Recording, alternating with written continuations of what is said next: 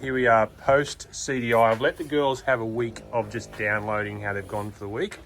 And let us have it. Just let you have a week. Just to get over the whole thing. It was a fairly big show. Tidying up. I wasn't there. I was at home sitting back watching Netflix, enjoying myself. Oh, well, you did happen to have hip surgery. Recouping from a hip replacement.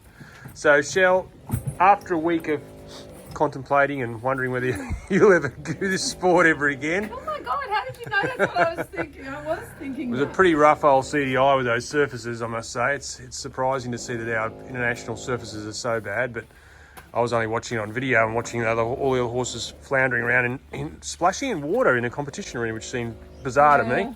I think we need to go to the state government and say, hey, can we have some decent arenas? Yeah, well, I don't think my chances are very good. It's a state government. Sorry about the wobbly videos, guys. I'm still hobbling a bit. I'm walking without a crutch, but still, there's my crutch over there. Forgot where I put it. So, Andy, post CDI, been home for a week. What do you think now after the big competition? I think there was a lot of hard choices of whether we should go or not. And Right. I'm glad that I went because I learned a lot of how to ride in a wet arena. But I would not make that same decision again. Well, it's a terrible decision to stand to lose $1,500 in your entries, or for your horse to maybe slip, or for your horse to just do a really rubbish job because he can't cope with the surface. But then also there's a chance that you could do really well. Yeah, always, isn't Yes, there? That's right. It was a very slim chance with Judd because with his past with me already riding him, I knew he wasn't going to like the surface. He's not a mud runner, is he? No, and I would have pulled him out, but I agreed with Andy I said, in fact, I suggested, why don't you keep going? Because it's a good thing to learn how to ride on a slow surface, but it was a massive learning curve, wasn't it, Andy? But not a very pleasant one. No, I had to learn that. Well, going from getting 73% with him to barely being able to do a flying change was really hard, wasn't it? Yeah. So what were the good points you came away with, do you think, after a show like that? I learned how to ride in a muddy arena. Yeah, how to take care of your horse in a surface that's unstable. Yeah. And it was really unstable. You were down there, of course, amongst all the other CDI riders. They were all stable together. What was that like being down there with all the international riders? It was really nice having Rosie stable next to us. So she helped me download after my test, especially the first day. I had a very horrible test, so it was nice to talk to her and her experience of having bad tests. So Well, that's cool, isn't it? Somebody that's competed for Australia so many times to have you stabled right next door. That's very cool. We can see why she's such a good team player, Rosie, because she came all the way up to watch, just to watch Andy and support her, and then walked all the way back down with her and was ready to talk to her, and it was just that's going above and beyond for the sport, isn't it? I think it does help, though, that Jack's by, of course, Rosie's one of favourite Grand Prix horses ever, Jive Magic. But that's true, but I did notice her supporting all the other competitors regardless. she was, yeah, it was really inspirational to watch. I popped in there on a Sunday and just sort of sat quietly while the girls were competing, and it was great to see people like Rosie out there helping all the different riders.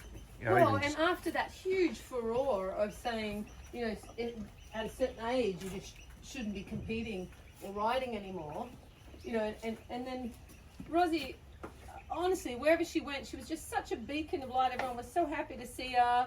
Even when she got absolutely dumped by the judge, the French judge, their scoring was just so hard. She still, absolutely, she just said, well, that's a bit rude, isn't it?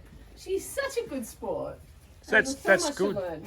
And that's really good, isn't it? And that's great for our young riders to be down amongst all that sort of stuff, I think, with those riders. To see that somebody who's gone overseas and represented the country can take a really bad score and just go, oh. I saw the results of the washing coming home, and Shell asked me to start doing some washing whilst I was getting organised, and so I put some washing on, which I thought would have cleaned it, but the white bandages and stuff came out actually grey, which then Shell, of course, yelled at me and said I hadn't washed them properly. So I don't know, did they actually come clean, those? No, not got to use them for work. They're still black. So those beautiful... Even bleached 3 times. So how many sets of white bandages did you 4 ruin? Four sets. So 4 sets of bandages, Andy? Normally, Walk with me. I've got to get ready. Walk with me. Oh, jeez. I walk slowly with me. It's not raining. It's not raining. Andy, you're like Eeyore this morning. A voice of doom over there. Every silver cloud has a... What is it? Yeah, so look, normally I wouldn't put my horse on a surface like that. You know, not in a million years I wouldn't put my horse on a surface like that. But it costs $1,500 to enter.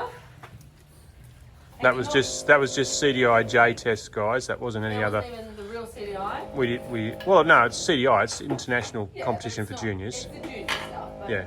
Yeah. So, and you're not going to get that money back if you pull out. You've done your money, Yeah. unless you have a vet certificate. Which unfortunately you don't know until you turn up there and realise how bad the surfaces are. But anyway. Well, and basically for us, Andy had been saving up and Greg for a long time to go, and it was good for Andy to learn how to ride on a surface that's slow, because of course the mud makes the surface super slow. So we had to basically, Andy had to have 101 on how to ride in a big muddy puddle. But the puddles were up over his knees, and the surface itself was sinking just over his fetlock. So normally, for any of you who are fairly accomplished riders watching this, you'd pull your horse straight out because it's quite dangerous. Woo! So he's putting your boots on in the office, obviously. Been a long time not riding, a week without riding. Or longer for me, hasn't it? Because I wasn't riding while Andy was away. Do you come in here and just try and work out what colour boot you're going to wear this of a morning? Sometimes I do, yes. What colours have we got there, Shell? There's browns, blues, blacks. Oh, this is my favourite colour. It's Patents. called Oxblood. Isn't that gorgeous? They are amazing. I forgot how many beautiful boots you've got there now from the beautiful Cavallo collection. I can't believe you're walking without a crutch, Greg. Is I that love gorgeous? details on these ones too are gorgeous, aren't they? Yeah, the pearls. And my second favourites are the blue ones. Oh, the They're blue my ones pride they're and joy. beautiful. Yeah. And then these ones have diamantes around them, but I don't wear them when it's a bit muddy because I'm afraid of getting anything on the... and not being able to get it Well, and I off. think the beautiful leather they're made out of too, you've got to be careful of that you don't trash them with that black sand that we tend to compete on here in Australia for some reason. Yeah, well, I mean, look, one of the show organisers got upset with me for saying that I thought CDO was a muddy old shit show, and I said, no, I don't. It's not the show organisers. It's not their fault. They can only book the venues, and do their best, which they do, and they do a bloody good job looking after us all. But it would be nice for Australia to come along with the rest of the world if we were able to, compete on arenas where our horses could get good scores. Ultimately a horse is not going to be able to do his best when he's worried about slipping. I was really, really proud of Andy that she made a decision that she wanted to see if she could figure out how to ride on it. We walked Jack for almost half an hour, and we literally warmed him in for 8 minutes in just a really steady trot and a really steady canter. So she did very well. By the third day, she rode an absolutely fantastic test. But of course, the music was set to a fibre arena, not to a deep mud arena. So all the music cues were off. The test was beautiful, but the music has to be right. But we came home, and in the Grand Prix, the French judge had apparently just sat there, with his arms crossed and wasn't interested. We watched several of the Grand Prix and the CDN and some of the special, and some of the tests were really, really good. And I know everybody's super critical and all that sort of stuff, but there were at least 9 tests that were well over 70. The New Zealand girls test was so beautiful, beautiful. Is that Wendy Williamson? Yeah, it was international. It was beautiful. And then, Susan Elakessi did a beautiful test. Rosie Ryan did a beautiful test. Who else? I have to ask Andy. But there were some really good tests, and none of them even marked up anywhere near 70, which was, as a competitor, was very, very disappointing to watch and be able. My eye is pretty good. In fact, I would even say my eye is fantastic after this many years of studying, watching, riding. And you come home and you go, so no matter how good a test you do, you're going to get 61%. Rosie even got in the 50s for a really neat, mistake-free Grand Prix test. Yeah, I was surprised because I was sitting at home watching sort of a lot of the live scoring, and I'd message Shell and go, oh, was it that bad? Did the horse have one leg hanging off sort of thing? And no, there were some really, really good tests, which was such a shame. Yeah. So we always take a week and get home. I wondered whether or not some of my perception was a little bit off Sorry, these are done up really loose because I had a really thick pair of socks on last week, so I'm just redoing them. That's the joy of these laces. They're just so nice to wear because you can adjust them for a stocking or a sock, and you never have that horrible feeling of a tight boot on your leg. Well, that's a good idea. I didn't think of that because I always think they just look beautiful, the lace-up boots. Yeah, it was just But it does give you adjustability, doesn't it? It does. It was just really cold last week, so we had on big, thick socks. But, I mean, yeah, look, I may have been a little bit biased because it's one of my first shows in many years without my beautiful hubby. And Greg and I, always find something to have a giggle at, and, or we just go and sit quietly and have a coffee. And so it was a very different show for me without Greg. But Andy learnt an enormous amount. She's actually, as much as she says she's come home and she's not feeling very inspired, she's really excited to work with her 2 younger horses, and today she's going to be helping the initial weaning stages with her little black foal, her Glamourdale foal.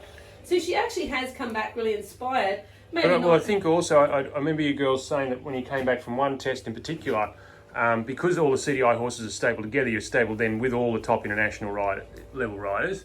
So I think we were stabled right beside Rosie, and Rosie was there to be able to help Andy download the test and think about how she felt about the test results. Is that correct? So yeah. Having that sort of exposure for the young riders is absolutely incredible to have those people around you rather than just coming back to an empty stable block or whatever. Although this time it wasn't as big a boon because all the top competitors were really, really disappointed.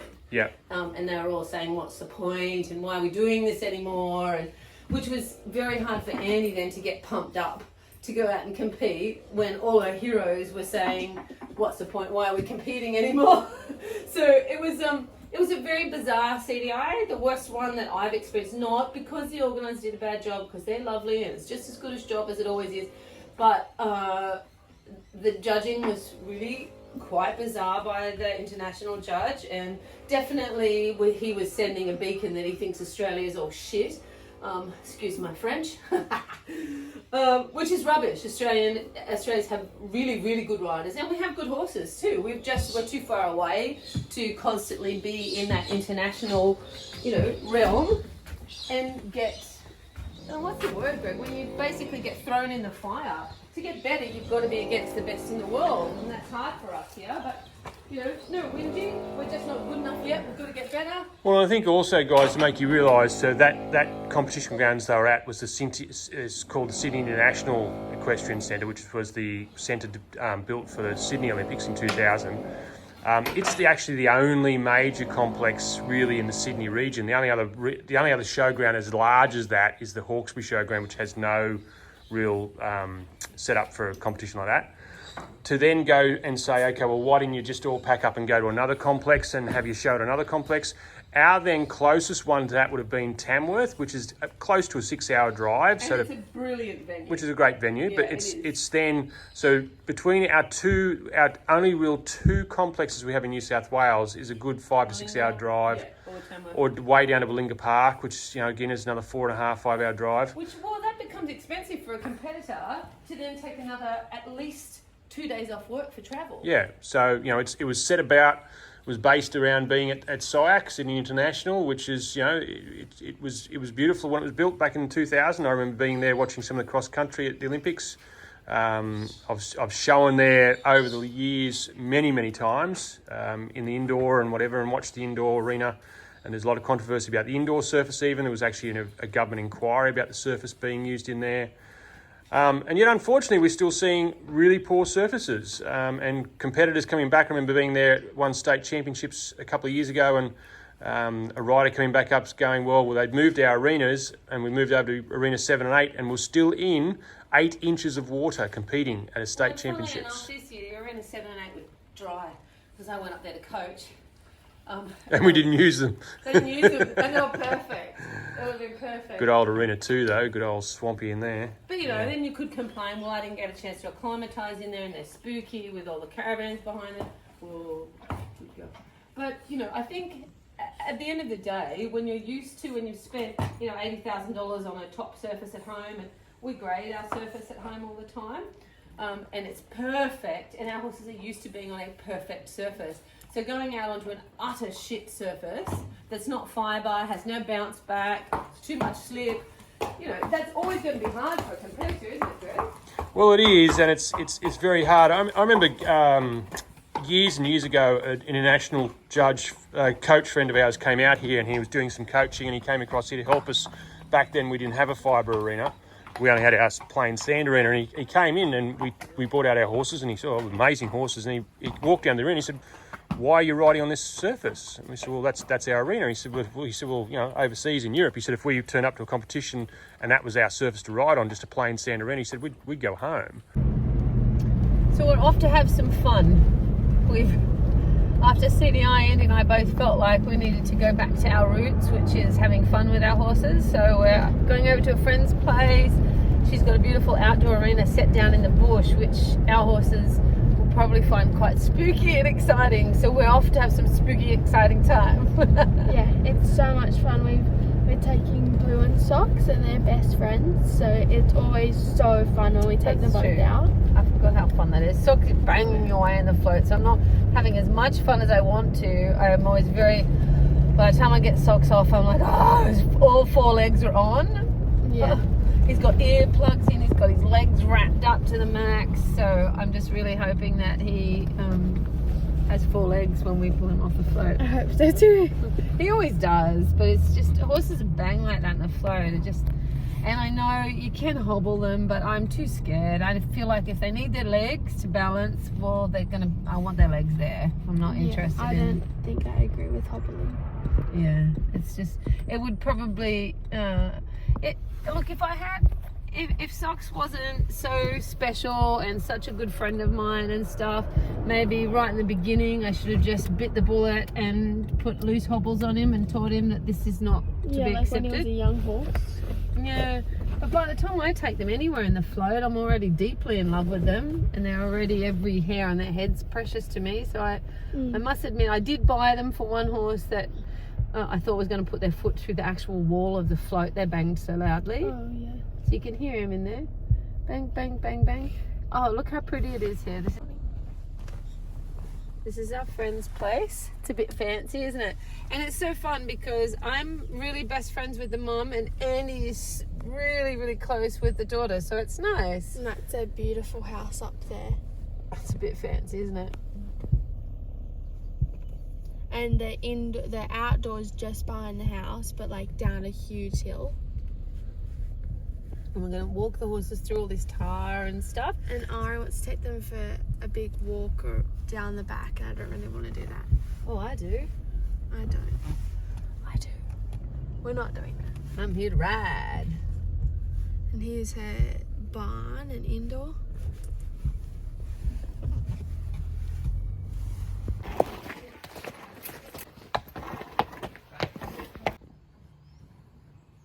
So we're just helping with this beautiful young colt. This is probably his 20th or so ride. Isn't he pretty?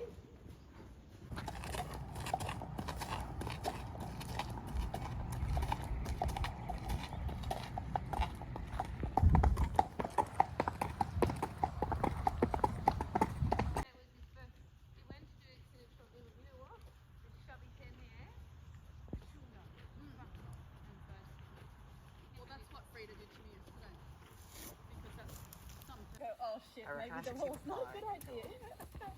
But I reckon they would have, if they really rich, they'd probably enter it like 1,000 times.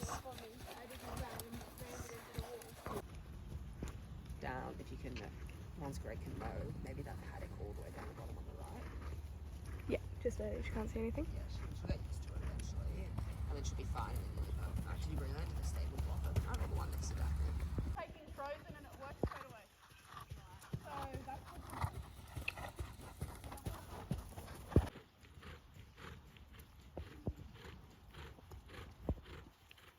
Beautiful, Mom. Holy crap! Oh my god, that's gorgeous. Really good show. Wow. Oh my god. So here we are, home from CDI. We've been having a lot of fun with the horses. We're training away. You guys haven't met Holly. Oh, maybe we met at CDI, I think. So Holly is doing medical engineering. She's saving Jewel and turning her into a dressage horse. Poor Jewel was a bit bold when she arrived, but she's definitely enjoying becoming a dressage horse, I think. So after a show, the most important thing is to come home and do what you enjoy, which for us is spending time with our horses and training them, and anything that we felt at the show that could have been better, we just pick one thing and work on that for a week, and then we pick another thing. We don't come home and pummel the horses or ourselves, but it's really important when you had a lot of pressure to take the pressure off, even if it's just for 3 days, 2 days. But for us, we've got an easy week and we've really, really enjoyed it, and I hope you enjoyed it too. Don't forget to subscribe.